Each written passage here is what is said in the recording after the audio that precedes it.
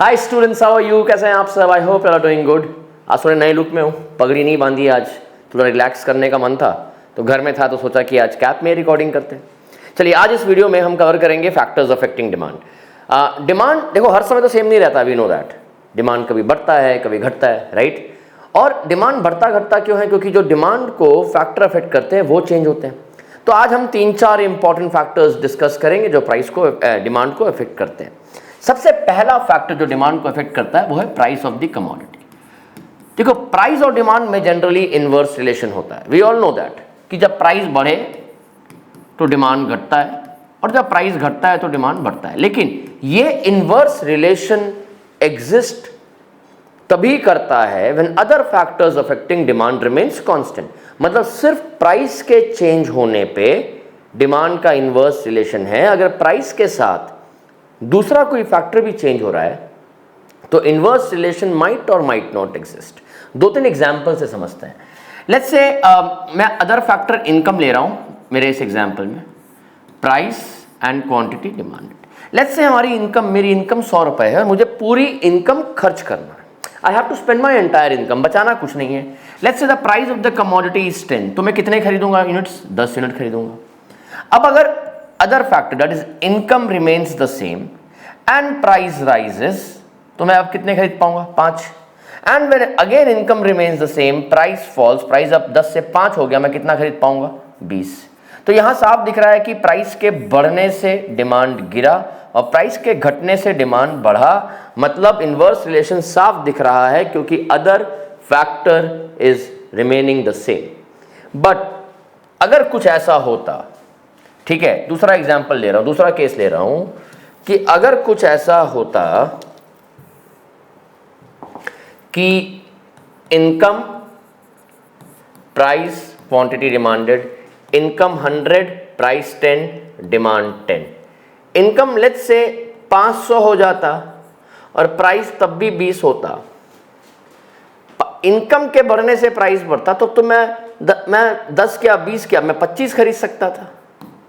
तो यहां पे प्राइस के बढ़ने से डिमांड क्यों नहीं गिरा? क्यों इनवर्स रिलेशन यहां पे एग्जिस्ट नहीं कर रहा है? इनवर्स रिलेशन इसीलिए एग्जिस्ट नहीं कर रहा है because other factor has changed. तो यहां पे other factor that is income was constant, तब इनवर्स रिलेशन था। यहां पे देखो प्राइस के साथ इनकम भी बढ़ गया, अदर फैक्टर भी बढ़ गया, तो मेरा इनवर्स रिलेशन एग्जिस्ट नहीं कर रहा है। Getting my point? So this inverse relation, अब सपोज करो कि यहां से ये 50 हो जाता, ठीक है, इनकम मेरी 50 हो जाती और अगर प्राइस गिर के भी 5 होता तब भी मैं उतना ही खरीद पाता जितना पहले खरीद रहा था। तो इनवर्स रिलेशन एग्जिस्ट करने के लिए ये चीज बड़ा इंपॉर्टेंट है। प्राइस और डिमांड में इनवर्स रिलेशन एग्जिस्ट करने के लिए ये बहुत इंपॉर्टेंट चीज जो है ध्यान में देनी है वो ये है कि other factors must remain constant. Suppose करो कि एक प्रोडक्ट का प्राइस बढ़ गया और वो चीज फैशन में आ गई। सपोज एक पर्टिकुलर टाइप ऑफ जीन्स किसी मूवी में रणवीर सिंह ने या रणवीर कपूर ने पहन ली, तो क्या हुआ? वो फैशन पे हो गई, वो फैशन स्टेटमेंट बन गया वो। अब अगर उस जीन्स का प्राइस बढ़ भी जाए, उस पर्टिकुलर पैटर्न की जीन्स के प्राइस में अगर इंक्रीमेंट भी हो तो क्या डिमांड गिरेगा? नहीं गिरेगा। प्राइस बढ़ने से भी डिमांड बढ़ेगा बिकॉज वो फैशन में आ गया भाई, उसको उस स्टार ने पहन के टीवी में अपने आप को दिखा दिया है, तो प्राइस के बढ़ने से भी डिमांड बढ़ेगा। क्यों नहीं इनवर्स रिलेशन हुआ प्राइस और डिमांड में? Because other factor has changed. So एक चीज ध्यान रखना, इनवर्स रिलेशन तभी एग्जिस्ट कर सकता है जब सिर्फ और सिर्फ और सिर्फ और सिर्फ और सिर्फ प्राइस चेंज हो। अगर प्राइस के साथ कुछ और चेंज हो तो द इनवर्स रिलेशन माइट और might not exist. So I hope this is clear. अगर किसी को भी ये पीडीएफ चाहिए हो तो मुझे बेझिझक इस नंबर पे व्हाट्सएप करना। I will definitely send the PDF to you, जो मैं लिख रहा हूं बोर्ड पे, ठीक है। चलिए, दूसरा फैक्टर जो डिस्कस करेंगे वो है इनकम ऑफ द कंज्यूमर। बहुत इंपॉर्टेंट है, याद रखिएगा, ये एग्जाम में आता है, अक्सर पूछता है, ठीक है। अब इनकम, तो लोग जनरली आपसे अगर पूछा जाए कि भाई अगर तुम्हारी इनकम बढ़ेगी तो तुम डिमांड बढ़ाओगे या घटाओगे, ठीक है, तो हम क्या बोलेंगे? इनकम के बढ़ने से डिमांड बढ़ता है, इनकम के घटने से डिमांड घटता है। लेकिन ये हर समय सही नहीं है। इनकम के चेंज होने से डिमांड बढ़ेगा या डिमांड घटेगा, ये डिपेंड करता है कौन सा प्रोडक्ट आप कंज्यूम कर रहे हो। ठीक है, देखो मैंने प्रोडक्ट बोला है, बहुत इस पे मैंने स्ट्रेस दिया है, इस टर्म पे क्यों दिया है समझिए। देखो there are two types of goods, normal goods and inferior goods. ठीक है, नॉर्मल गुड्स वो है जो आप रेगुलरली इसको जनरली यूज करते हो, in general condition, in general term आप यूज करते हो। लेट्स से एक शर्ट है, अगर मुझे एक शर्ट खरीदनी होगी तो मैं कहाँ से खरीदूंगा? मैं एक नॉर्मल शॉप में जाऊंगा, अच्छी शॉप में जाऊंगा, अगर बहुत अच्छी शॉप में नहीं तो एक नॉर्मल शॉप में जाऊंगा या एक नॉर्मल से शोरूम में जाऊंगा शर्ट खरीदने, तो वो मेरी नॉर्मल गुड हो गई, है ना, हम सबके लिए वो नॉर्मल गुड है।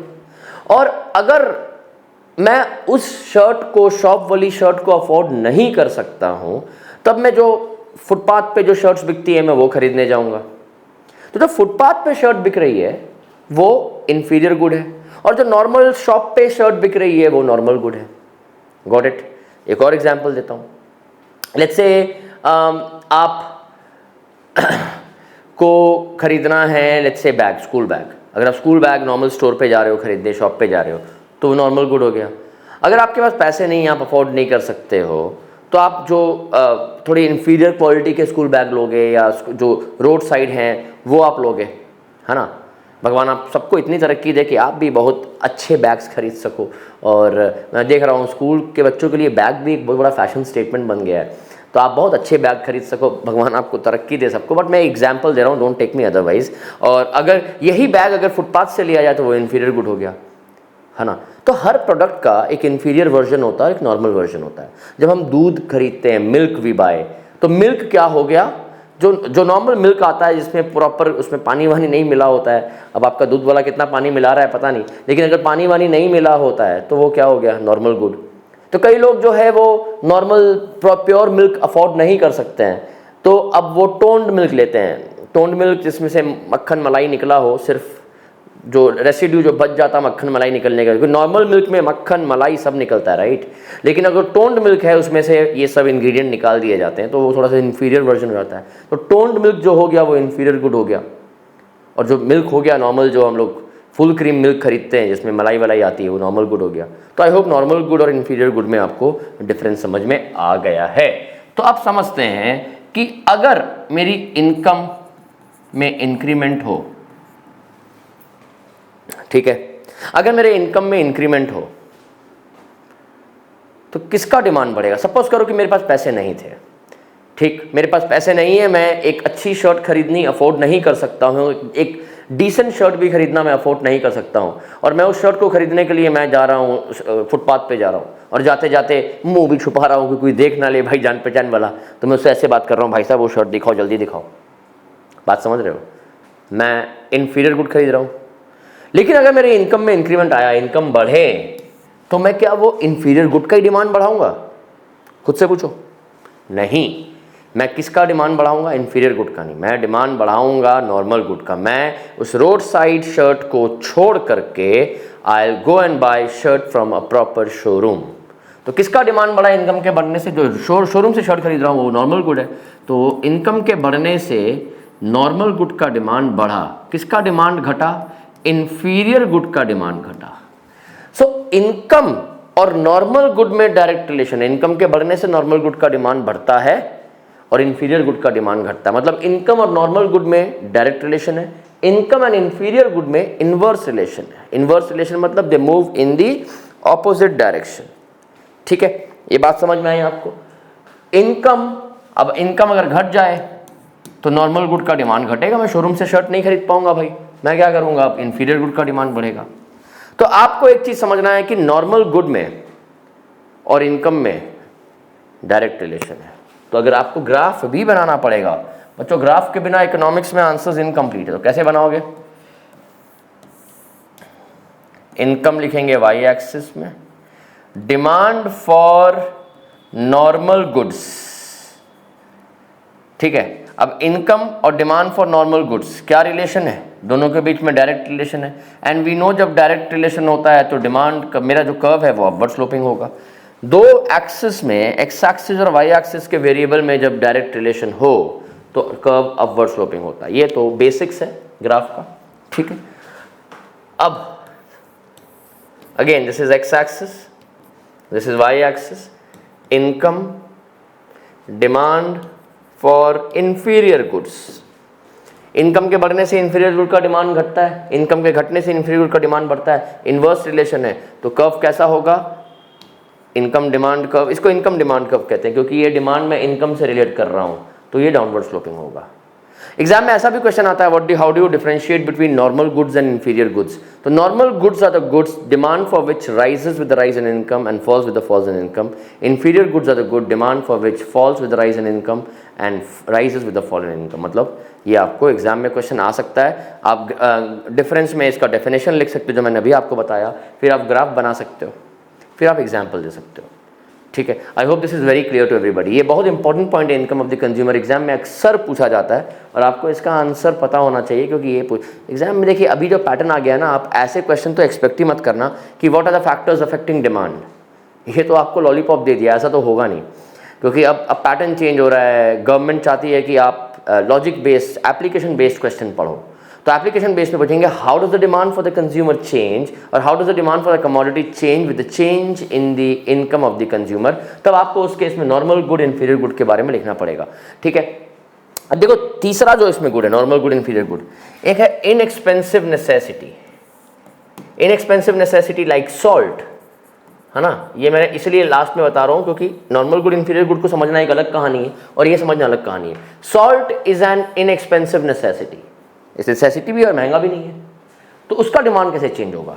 तो यहाँ लिखेंगे इनकम, यहाँ लिखेंगे डिमांड फॉर सॉल्ट। क्या होगा, इसका डिमांड चेंज नहीं होगा, इसलिए पैरेलल टू वाई एक्सिस। क्यों नहीं चेंज होगा भाई, सॉल्ट है, पैसा ज़्यादा कमाओगे तो सॉल्ट ज़्यादा खाओगे, उस हिसाब से तो मुकेश अंबानी के घर में सॉल्ट बटर मसाला बनना चाहिए, है ना। रतन टाटा के घर में सॉल्ट 2 प्याज़ा बनना चाहिए, ऐसा नहीं हो सकता, राइट। तो आपको एक चीज़ समझनी ये है कि जो इनएक्सपेंसिव नेसेसिटी है उसके डिमांड में असर नहीं होता। See there are 2 school of thoughts. एक स्कूल ऑफ थॉट बोलता है कि डिमांड नहीं चेंज होता है, इनकम के चेंज होने से सॉल्ट है ये सब का डिमांड चेंज नहीं होता है। एक स्कूल ऑफ थॉट क्या कहता है उसको भी समझ लेते हैं। एक स्कूल ऑफ थॉट क्या कहता है कि हो सकता है, देखिए 2 अलग अलग किताब में अलग अलग आपको मिलेंगे, दोनों ही सही है, दोनों अपनी अपनी जगह सही है। यहाँ लिखेंगे इनकम, यहाँ लिखेंगे डिमांड फॉर सॉल्ट। तो एक स्कूल ऑफ थॉट कहता है कि डिमांड सेम ही रहेगा, क्योंकि ऐसा नहीं है कि हम ज़्यादा कमा रहे हैं तो हम नमक ज़्यादा खाएंगे, भाई ऐसा तो नहीं सकता। एक स्कूल ऑफ थॉट कहता है कि हाँ हम ज़्यादा कमा रहे हैं तो हो सकता है कि हम पहले दिन में लंच में हम 1 सब्ज़ी खाते थे, अब हम 2 सब्ज़ी खाएं तो सॉल्ट का यूसेज शायद बढ़ जाए। चलो ये भी मान लेते हैं, बात सही है, सही है, सही है। लेकिन जनरली देखा गया लोग जब ज़्यादा पैसा कमाते हैं तो हेल्थ कॉन्शियस हो जाते हैं और वो कहते हैं कि नहीं यार नमक नहीं खाना, नमक से फैट बढ़ता है, बीपी बढ़ता है। एनीवे, तो नॉर्मल एक जो बात है, तो वो कहेंगे कि इनकम के बढ़ने से कुछ देर तक तो सॉल्ट का डिमांड बढ़ेगा, डायरेक्ट रिलेशन, कि हम ज़्यादा सब्जी खा रहे हैं तो सॉल्ट ज़्यादा यूज़ होगा सब्जी बनाने में, चलो ठीक है। लेकिन उसके बाद एक पॉइंट के बाद एक कांस्टेंट होगा, तो दोनों सही है, आप दोनों ही वो कर सकते हो, दोनों ही लिख के आ सकते हो, दोनों में से कोई एक लिखोगे तब भी सही है, लेकिन ये इंपॉर्टेंट है, इसलिए मैंने बोला इनकम वाला पॉइंट बड़ा इंपॉर्टेंट है, इसको ध्यान रखना। तो पहला हमने प्राइस कर लिया, दूसरा हमने इनकम ऑफ द कंज्यूमर कर लिया, थर्ड और इस वीडियो का लास्ट पॉइंट जो इंपॉर्टेंट है, देखो बाकी और भी है फैक्टर्स अफेक्टिंग डिमांड, वो अपने किताब से आप पढ़ सकते हो, लेकिन जो 3 सबसे इंपॉर्टेंट मैंने बता दिए आपको, जो आपको सबसे ज़्यादा काम में आएंगे। Third is price of related goods. देखो रिलेटेड गुड्स वो है जो एक दूसरे के ऊपर डिपेंडेंट है, रिलेटेड है समहाउ। सो रिलेटेड गुड में 2 हो सकते हैं, पहला सब्स्टिट्यूट्स, दूसरा कॉम्प्लीमेंट्री गुड्स। सब्स्टिट्यूट गुड्स में का एग्जांपल क्या है, 2 goods which can be used in place of each other, 2 goods which can be used in place of each other. Substitute goods का पहला जैसे एग्जांपल हो गया जैसे टी एंड कॉफी, ये तो सबसे कॉमन एग्जांपल है, सबसे इजी भी understand. Tea and coffee, let's say Thums Up and Pepsi, है ना। अब क्या होगा, रेनकोट, अम्ब्रेला सब्स्टिट्यूट से, तो बहुत सारे एग्जाम्पल हैं, अभी ज़्यादा एग्जाम्पल लिखते नहीं हैं, लेकिन आप और सोचो, कमेंट बॉक्स में डालो क्या एग्जाम्पल्स और हैं। टी एंड कॉफ़ी में क्या होगा, देखो सपोज करो टी जो है वो 10 रुपये की बिकती है, कॉफ़ी जो है वो 12 रुपये की बिकती है, कॉफ़ी थोड़ी महंगी बिकती है ना। तो नॉर्मली लोग इंडिया में टी जो पब्लिक जो है वो टी ज़्यादा प्रेफर करती है इंडिया में। अब क्या हुआ कि टी का प्राइस बढ़ के ड्यू टू एनी रीज़न, कुछ टी का प्राइस बढ़ के लेट्स से 18 रुपये पर कप हो गया और कॉफ़ी का दाम सेम है। क्या होगा इस केस में, जैसे ही टी का प्राइस बढ़ेगा people will shift to coffee और कॉफ़ी का डिमांड बढ़ जाएगा, हाँ या ना। लोग बोलेंगे चाय महंगी होगी, चलो चाय और कॉफ़ी तो सब्स्टिट्यूट है, चलो चाय के बदले अब चाय के बदले कॉफ़ी पीते हैं। तो यहाँ पे हम क्या देख रहे हैं कि जैसे ही, और अगर मान लो टी 5 रुपये हो गए और कॉफ़ी 12 का 12 रहा तो लोग यहाँ से यहाँ शिफ्ट करेंगे और उस केस में टी की डिमांड बढ़ जाएगी। तो हम क्या देख रहे हैं, सब्स्टिट्यूट गुड्स के केस में जब एक का प्राइस बढ़ता है तो दूसरे का डिमांड बढ़ता है, जब एक का प्राइस घटता है तो दूसरे का डिमांड घटता है। मतलब there is a direct relation between price of a commodity and demand for its substitute, है ना। डायरेक्ट मतलब अगर टी का प्राइस बढ़ा तो लोग टी से कॉफ़ी में शिफ्ट किए, कॉफ़ी का डिमांड बढ़ गया। टी का प्राइस घटा तो लोग कॉफ़ी से यहाँ शिफ्ट कर गए तो टी का डिमांड बढ़ गया। तो ये जो है आपको, क्योंकि टी का डिमांड क्यों बढ़ेगा प्राइस घटने से, क्योंकि कॉफ़ी का डिमांड घट रहा है, लोग यहाँ से यहाँ शिफ्ट कर रहे हैं। तो यहाँ पे अगर हम कर्व बनाएं तो यहाँ लिखेंगे प्राइस ऑफ टी, यहाँ लिखेंगे डिमांड फॉर कॉफ़ी। दोनों के बीच में क्या रिलेशन है भाई, ये हो गया एक्स एक्सिस, हो गया वाई एक्सिस, दोनों के बीच में क्या रिलेशन है ना। डायरेक्ट इसका प्राइस बढ़ता है, इसका डिमांड बढ़ता है, इसका प्राइस घटता है, इसका डिमांड घटता है, तो अपवर्ड स्लोपिंग कर्व। देखो इकोनॉमिक्स में डिमांड मतलब कर्व जो है, ग्राफ जो है, ग्राफ के बिना आपको इकोनॉमिक्स में मार्क्स नहीं मिलेंगे। आप जितनी भी कोशिश कर लो, आप ब्रिलियंट आंसर्स लिख के आओ, आपके आंसर्स में लेट्स से कोई भी प्रॉब्लम नहीं है, लेकिन आप कीवर्ड्स नहीं हाईलाइट करोगे। दो चीज़ है, इकोनॉमिक्स में मार्क्स स्कोर करना है, कीवर्ड्स को हाईलाइट करो। इकोनॉमिक्स में मार्क्स स्कोर करना है, कीवर्ड्स के अलावा ग्राफ जो है बहुत इंपॉर्टेंट है। ग्राफ अगर आप नहीं बना के आते हो तो मार्क्स नहीं मिलेंगे, क्योंकि इकोनॉमिक्स में ग्राफ के बिना answer is like wearing a shirt without buttons, right.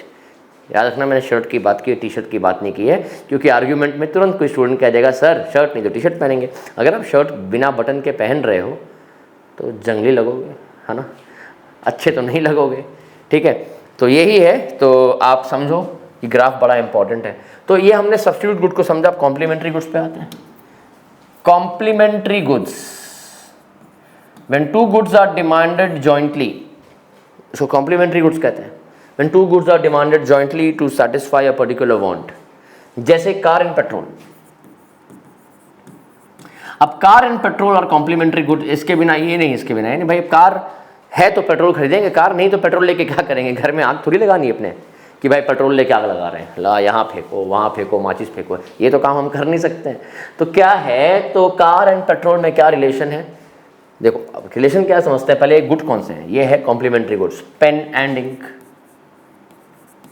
These are complementary goods, ठीक है। अब समझो कि अगर कार का प्राइस बढ़ता है, if the price of car goes up, ठीक, if the price of car goes up, मैंने काट के बड़ा लिखा क्योंकि कुछ स्टूडेंट्स कंप्लेन करते थे आप बहुत छोटा लिखते हो, ठीक है। तो आप इसको टीवी में देखो, बड़े स्क्रीन में देखो, है ना। वैसे भी मोबाइल में देखने से वीडियो मतलब आँख भी बहुत स्ट्रेस आता है आँख में, और पढ़ाई शायद मोबाइल में प्रॉब्लम होती है। पढ़ते पढ़ते अचानक से कोई मैसेज आ गया, इंस्टाग्राम में कोई मैसेज कर दिया, किसी ने व्हाट्सएप में मैसेज कर दिया, तुरंत डाइवर्ट हो जाओगे आप। तो डाइवर्ट नहीं होना है तो टीवी में देखो, स्मार्ट टीवी सबके घर में आजकल है ही, अगर नहीं है तो बड़े स्क्रीन में देखो, टैब में देखो, या कंप्यूटर की स्क्रीन में देखो, लैपटॉप में देखो, कोशिश करो कि उसी में देखने की।